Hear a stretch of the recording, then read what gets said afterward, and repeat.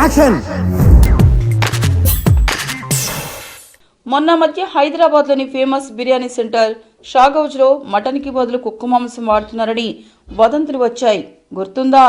అది రూమర్ అని తేలడం, ఫేక్ ప్రచారాన్ని మొదలుపెట్టిన ఛానళ్లపై షాగౌజ్ ఓనర్ కేసు పెట్టడం కూడా జరిగిపోయింది.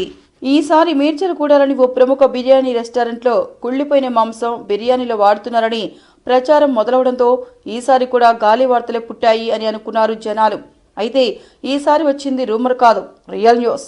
జీహెచ్ఎంసీ అధికారులు అకస్మాత్తుగా తనిఖీ చేయడంతో ఆ రెస్టారెంట్ బండారం బయటపడింది. దాదాపుగా 10-15 రోజుల ముందే కోసిన మాంసాన్ని కూడా ఫ్రెష్ బిర్యానీలో వాడుతున్నారట అక్కడ. అంటే ఓ రోజు మాంసం మిగిలిపోతే దాన్ని పడేయట్లేదన్నమాట. పోనీ మాంసాన్ని ఉంచిన ప్రదేశాన్ని అయినా శుభ్రంగా ఉంచారా అంటే అదీ లేదంట. అధికారులు తనిఖీ చేస్తుండగా ఆ ప్రదేశాన్ని చూసి వాంతులు చేసుకున్నంత పని చేశారట.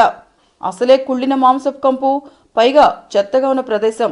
ఇలాంటి మాంసాన్ని బిర్యానీలకు వాడి తినమంటున్నారు జీహెచ్ఎంసీ అధికారులు. ప్రస్తుతానికైతే ఆ రెస్టారెంట్కి 10,000 రూపాయల జరిమానా విధించారు.